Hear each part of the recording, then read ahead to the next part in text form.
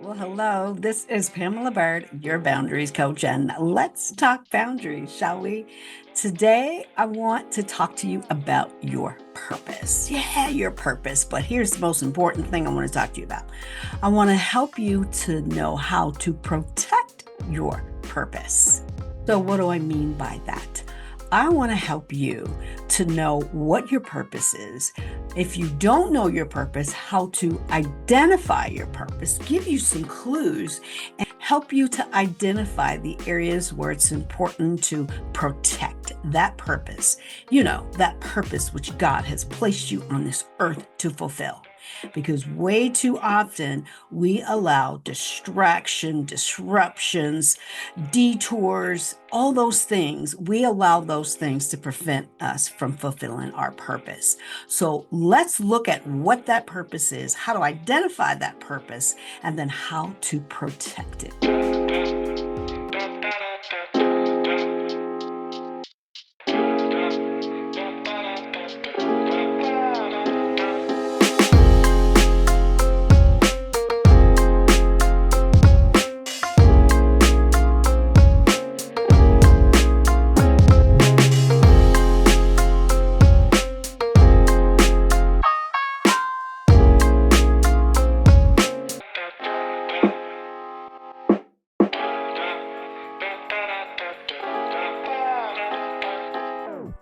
As a boundaries coach, I've been helping people to protect that purpose, to identify the barriers that are preventing them from walking in line with that purpose, and to move forward to do the things that God has placed them on this earth to do.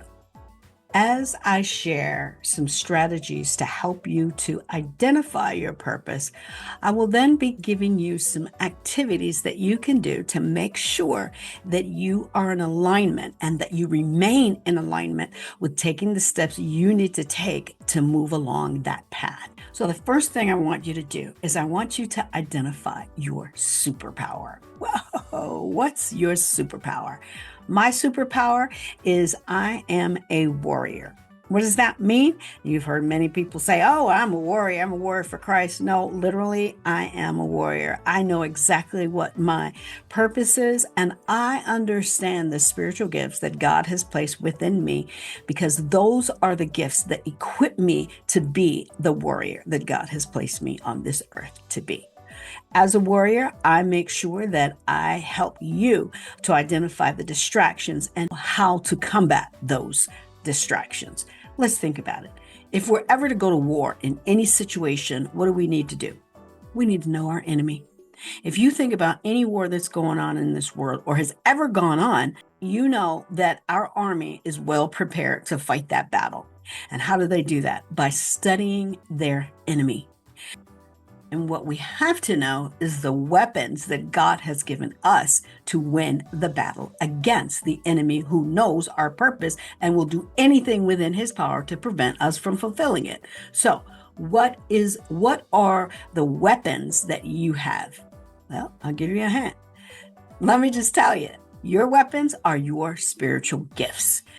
When I say what is my superpower, I know that because of my spiritual gifts, my superpower is being a warrior, helping you to identify your spiritual gifts and to thwart any plans that the enemy has to prevent you from fulfilling that purpose. So how do we do that? I want you to go ahead and put in the comments your superpower. Do you know what your spiritual gifts are? Because if you know what they are, then you can easily put that in the comments. And if you don't know what those spiritual gifts are, let me help you to identify what they are by looking at the clues that will show you exactly what your spiritual gifts are. Well, let me give you a little background information in case you don't know me and you're just tuning into my podcast. Make sure you subscribe and share and like, because I'm going to be sharing some things with you that have to do with everything that it relates to boundaries. I am a boundaries coach. And as a boundaries coach, I help you to identify where boundaries are needed, the healthy boundaries in all areas of your life that truly matter. And I would say fulfilling your purpose is one of those things that's true, that truly matters, wouldn't you say? So because of that, as a boundaries coach for the past 18 years, I've been helping women to identify where their boundaries are needed and how to set them. Boundaries are one of those things that people think they know how to set, but most of the times the boundaries they're set are not healthy ones, and they end up creating chaos. So we end up being part of chaos that someone else brings onto us because we haven't set the proper boundaries, the healthy ones. So what is the difference between a healthy boundary and an unhealthy boundary? An unhealthy boundary is one that you create based on a reaction or based on an emotion.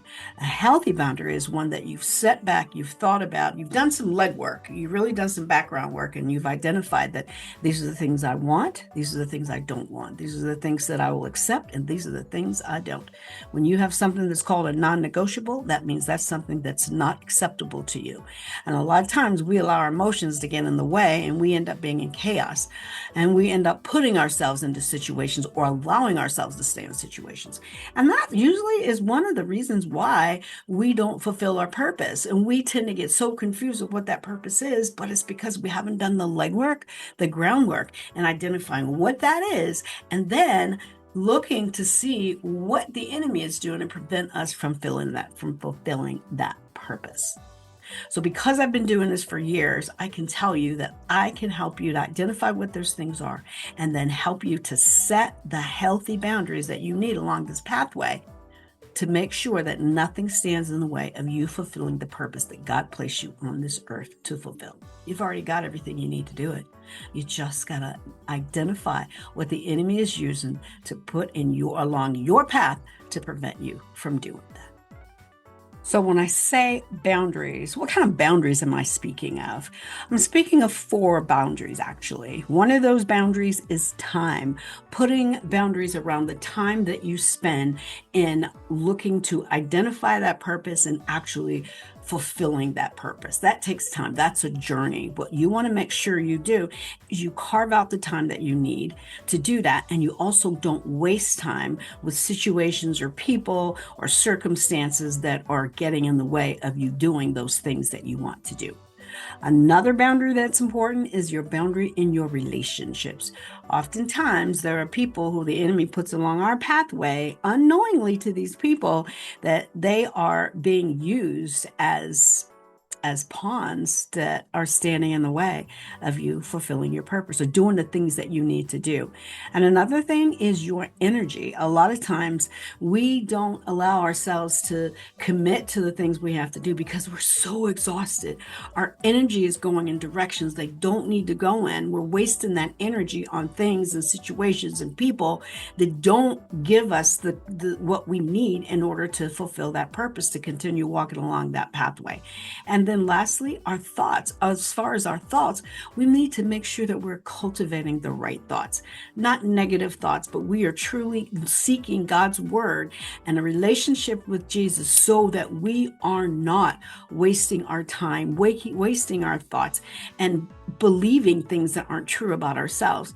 A lot of times we think, well, I can't possibly do that. First of all, know what your spiritual gifts are. Because if you've been given those spiritual gifts, then guess what? You can do it because God has given you those gifts specifically to fulfill that purpose. So you have everything you need. What you have to do is make sure that your thoughts are in line with God's word, aligned with what his purpose is for you so that you can move forward. So those 4 things, those 4 areas are the areas that would prevent you from doing what you need to do, but they're also the areas where you need to make sure that you are setting the right boundaries, the healthy boundaries. So when you think about setting boundaries in those areas, I want you to refer to Proverbs chapter 4, verse 23. And in the King James Version, it says, "Guard thy heart with all diligence, for out of it are the issues of life." What does that mean, to guard your heart? That means to protect it, right? Protect your heart so that you can fulfill your purpose. This is about protecting your purpose. And so what does it mean to guard your heart, to protect your purpose? It means identifying what those gifts are that you have. So let's do that right now. Do you know what your spiritual gifts are? If you don't, let me help to help you to see what your spiritual gifts are and understanding the role of your spiritual gifts. And if you look at Corinthians 1:4-7, you will see that now God has given many kinds of special abilities, but it is the same Holy Spirit who is the source of them all. There are different kinds of services to God, but it is the same Lord we are serving. And there are many ways in which God works in our lives. Your situation, your purpose is different from my purpose. Someone else's purpose is different than yours. But so there's no comparison needed because we all have special gifts, specific gifts that God has given us to fulfill the specific purpose that He has for us, not for anyone else. No need to compare. It's for us. Let me give you an example. I love to bake, but I'm not a baker. Let's put it that way. Oh, I love to play around in the kitchen because I love to cook. I love to create. But would you buy my cakes? Probably not. You may eat them, but that doesn't mean that you'll buy them because I don't have that gift. I don't have that baking gift. And people have baking gifts that they use their gifts, their creativity, everything they have, and they bless so many people with the gifts that they've been given. Right? So let's think about somebody else that has a spiritual gift that you may not know about.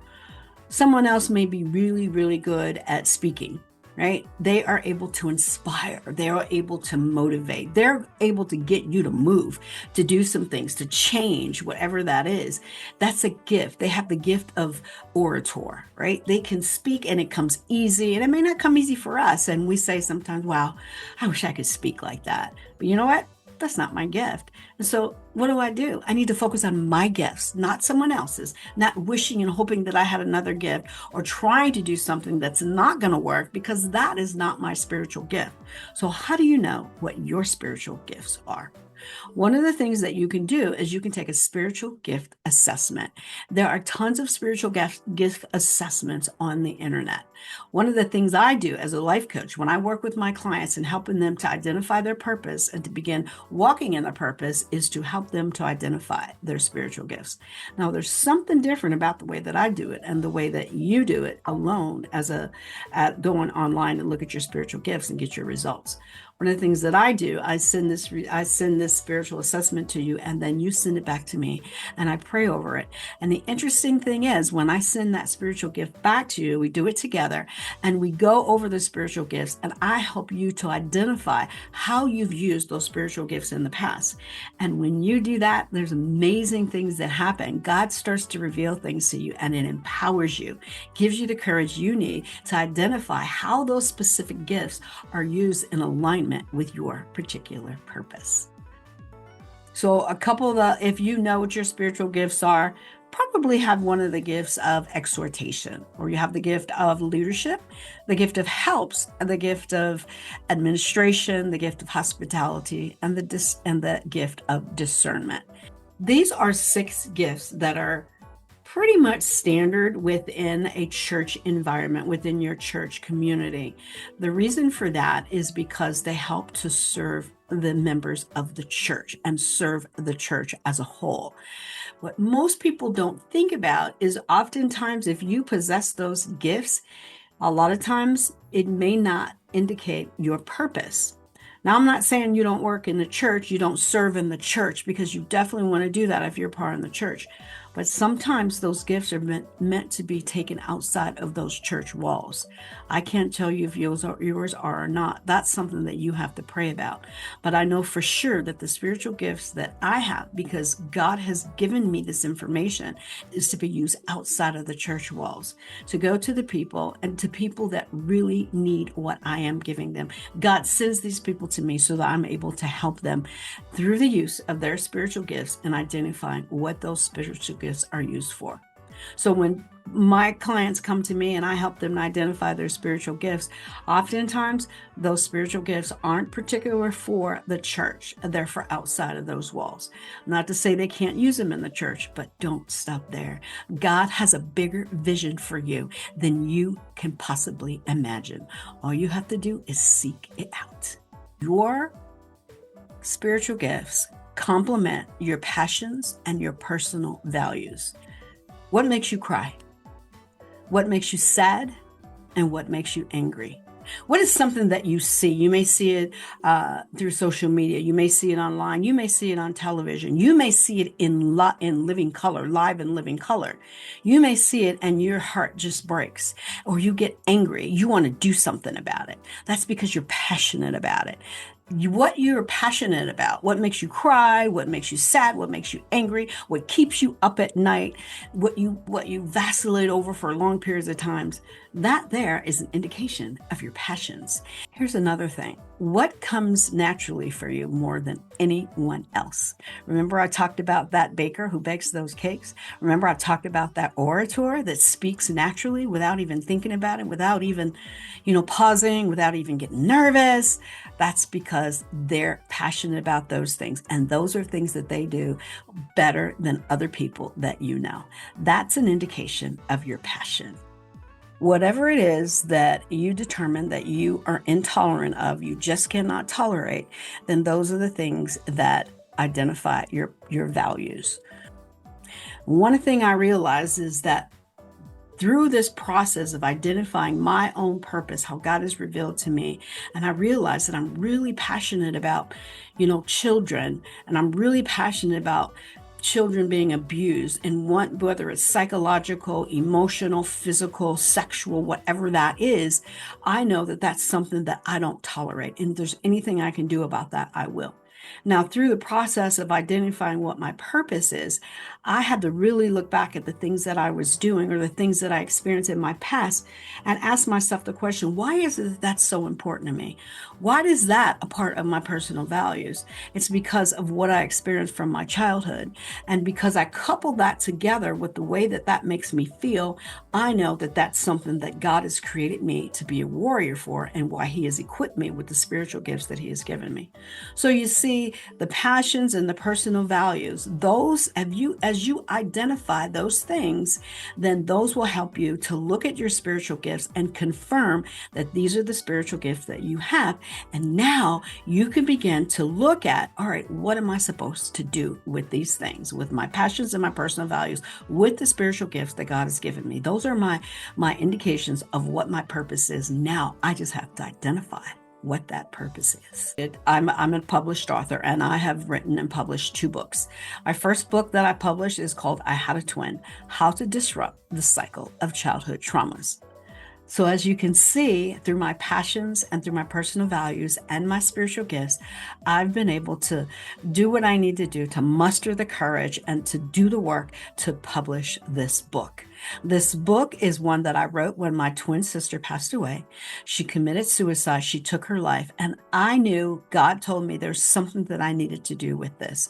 Oftentimes we'll experience tragedies and we don't know what to do with it, through that mourning process.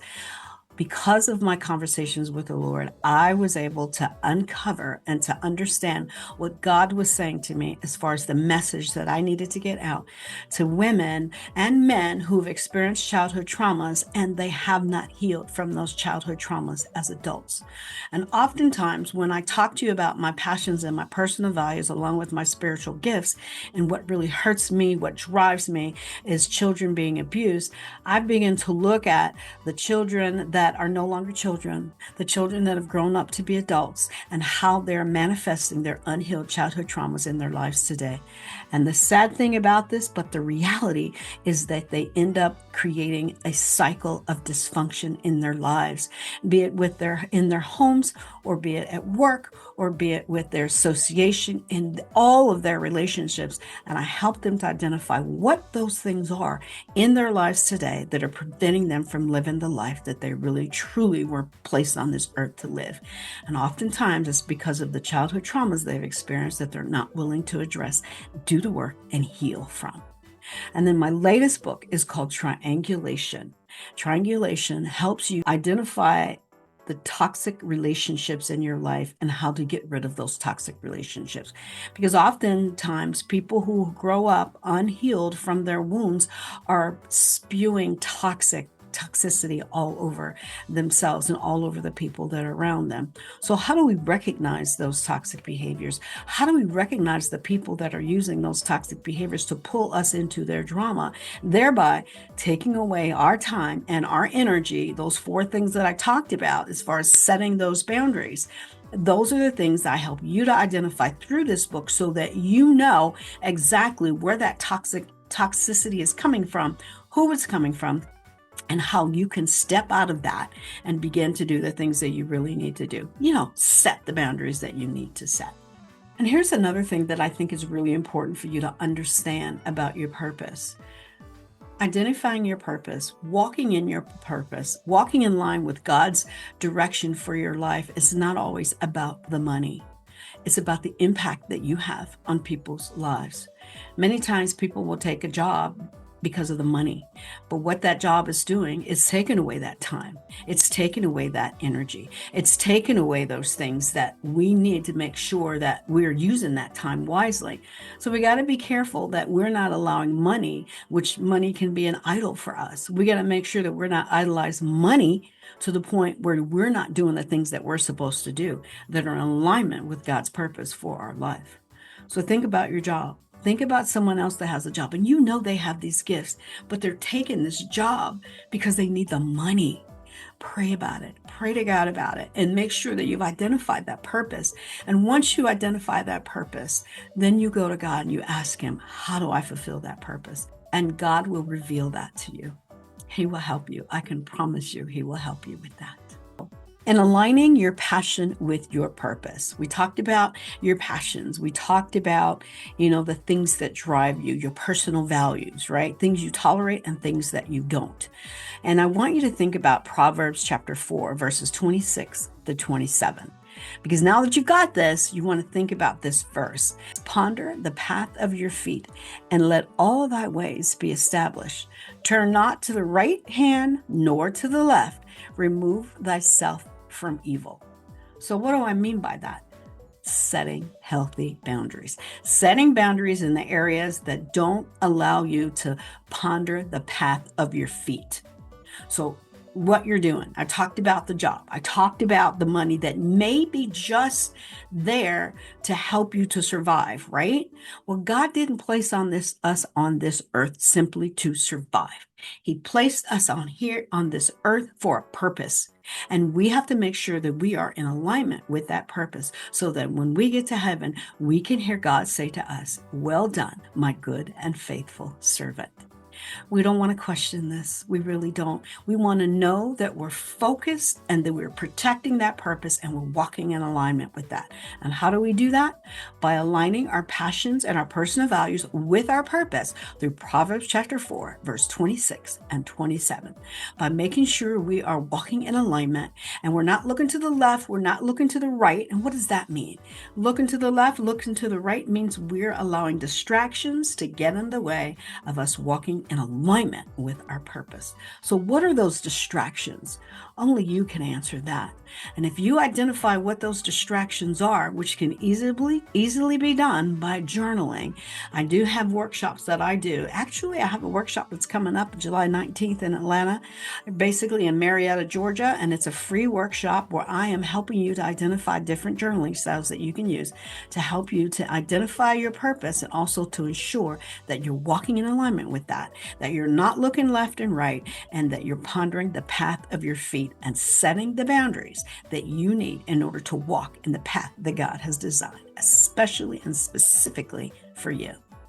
So I'm going to get real harsh with you. And here it is. To remove thy foot from evil. Because in that verse in Proverbs, it ends with remove thy foot from evil. Understand that you are a major threat to the enemy. You are a major threat to Satan because of who he's created you to be. He has put you in alignment, and you are right above the angels in that alignment. So the angels are beneath you. And who's beneath the angels? Satan.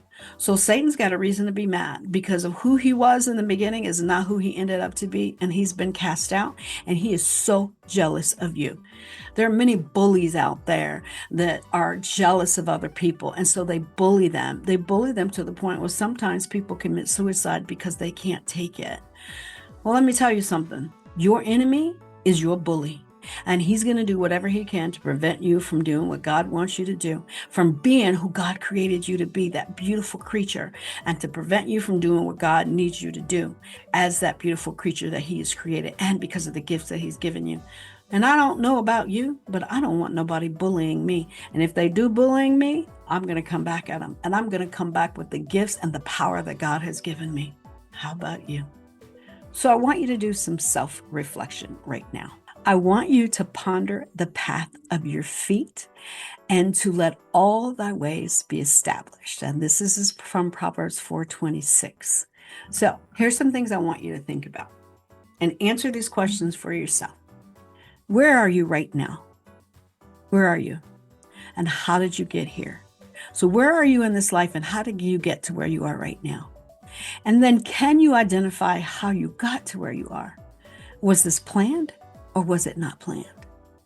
And the next thing you want to ask yourself and answer this question most honestly is, where are you going? And lastly, do you know where you're going? And do you have a plan in place to get there? The most important thing you can do to protect your purpose is to set the right boundaries. I did a survey for a church recently, and in this survey I sent to the participants or the attendees of this workshop that I did, I asked them a few questions in a boundary assessment, and I wanted to see where they were as it relates to setting boundaries. Were they comfortable with setting boundaries? Do they set boundaries, and what's preventing them from setting boundaries? So I want to share with you some of those results from those assessments, and these results are probably going to be surprising for you, but it's going to really help you to take a look at yourself, to look at your surroundings and say, am I really able to set the healthy boundaries that I need in order to live the life that I know God wants me to live? So here you go. One of the questions that I asked was, I tend to give in to others' needs ahead of my own. And here are the results from those.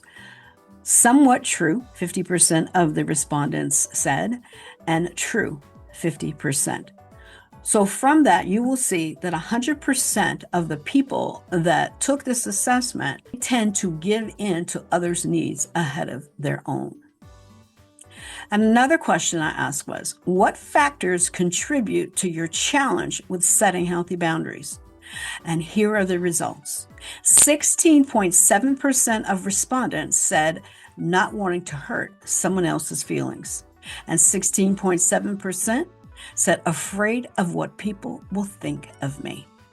And then 50% said they will feel guilty. So here's the question I have for you. I understand that. I had a problem setting boundaries years and years ago, but because I knew that the boundaries I wasn't setting were not getting me to what I needed to be and not allowing me to do what I needed to do, I had to start setting boundaries and I had to learn, and they weren't easy. And I do have an e-course that's available to you, and I'll set you the link for that. And that link is how to set your first bold boundary. This helps you step by step on how to practice setting boundaries so that you can set the healthy boundaries in the areas that matter most to you. And according to me, that's just my idea. Wouldn't you say that one of your most important areas to set boundaries in is protecting your purpose? I'd say that. So what's your priority? Is your priority pleasing people or pleasing God? Which one is it going to be? Because if we don't set the boundaries because of fear of what someone else will think of us or they'll feel guilty, all those things, then how do you think we're going to feel when we're not pleasing God? Because we didn't have the courage to set the boundaries that we needed in order to do that. So the choice is yours. What's your priority? Would you rather please people or would you rather please God? Now, I'm going to give you a couple examples to help you to identify what boundary needs to be set. And these are scripturally based. And these are things that happened in the Bible. So I want you to look at what is the boundary that's being set in these different situations. Are you ready? So let's look at Matthew 16, verses 21 through 23. That verse says, "Get away from me, you Satan. You are a dangerous trap to me." In that situation, Jesus corrected Peter. Jesus told Peter that he would only be here for a short while and he had to leave, but that he was coming back. And what did Peter say? Peter said, no, you can't do that. You got to stay here. And Jesus set a boundary. He communicated, "Get away from me. Get away from me, Satan. You are a dangerous trap to me."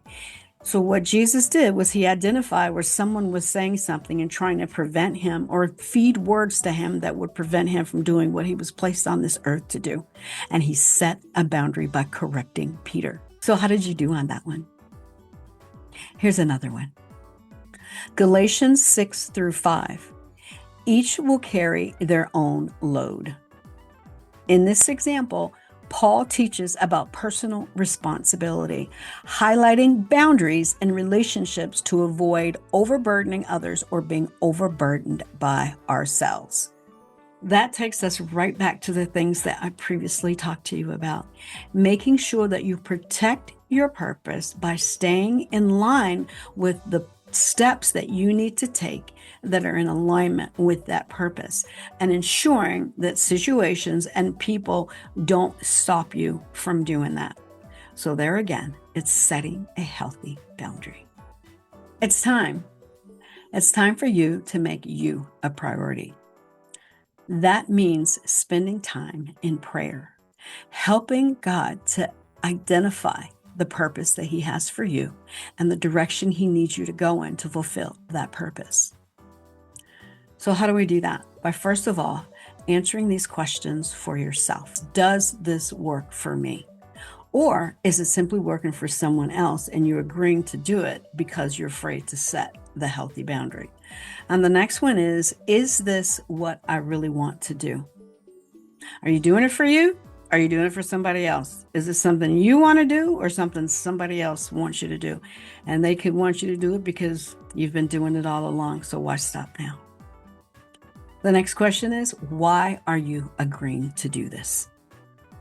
Are you agreeing to do it for the right reasons? And last, how does this decision conflict with my goals and my values? These are questions that only you can answer, and take the time that you need through your own self-care, through your own quality time, all by yourself. These are questions that you can answer to help to make sure that you are walking in alignment with God's purpose for your life. Let's talk about time limits, right? Because you want to set boundaries around your time. You want to make sure that you take your time. This is your time. And a lot of times people can take our time from us. They can steal it. And before you know it, that time's all gone. So you want to take your time. You want to protect your time. You want to monitor your time. And you want to choose your time. Only you can make the most out of your time. When we allow other people to manipulate us or to talk us into doing something that we really don't want to do, then most chances are we are wasting our time and they're stealing our time away from doing the things that we really need to be doing. So where do you go from here? You have a couple options. The first thing you can do is identify your spiritual gifts. And how do you do that? By identifying your passions and your personal values. What are they? Jot them down in a journal. As you write those down, you will begin to understand the foundation of your spiritual gifts. Then make sure you take a spiritual gift assessment. If you've taken it in the past, it could have been a couple years, could 5 to 10 years, take it again. Because there's things that have changed about you and your answers may come up a little differently. And if that's the case, you're honing in to what those spiritual gifts are because they are in alignment with your passion and your personal values. And those right there will help you to get confirmation. And then what do? You ponder the path of your feet. You go to God and you spend time with Him and you ask them, now that I have this information, help me to identify my purpose. It may come to you in a couple different ways. However it comes to you, be it through a quiet voice inside, through a voice that someone speaks to you from outside, through a direction you see yourself going in. These are indications that God is leading you towards identifying your purpose. So also refer to Romans 8:19. Why? Because the world is waiting for you. It's waiting for the gifts that you have to use to fulfill that purpose, and they're waiting for you. There's somebody out there waiting for you. There's somebody out there that's waiting for you to touch their lives in a powerful way. And the only way you can do that is if you have identified your purpose, you begin to walk in that purpose, and you set the boundaries that you need to make sure that nothing or no one stands in the way of you fulfilling your purpose. I hope this information has been helpful for you. Make sure that you like, share, and subscribe, because wouldn't it be a shame if there was something that I shared within this podcast and you missed it, and it was just what you needed to hear. Also, make sure you click the links below for any of the opportunities or the resources that I have shared with you today. And in the meantime, I look forward to seeing you through my next podcast. And make sure you leave any comments below on any questions or anything that you would like to have more information on, or if you need some clarity on any of the things that we've talked about. This is Pamela Byrd, your boundaries coach. Let's talk boundaries, shall we?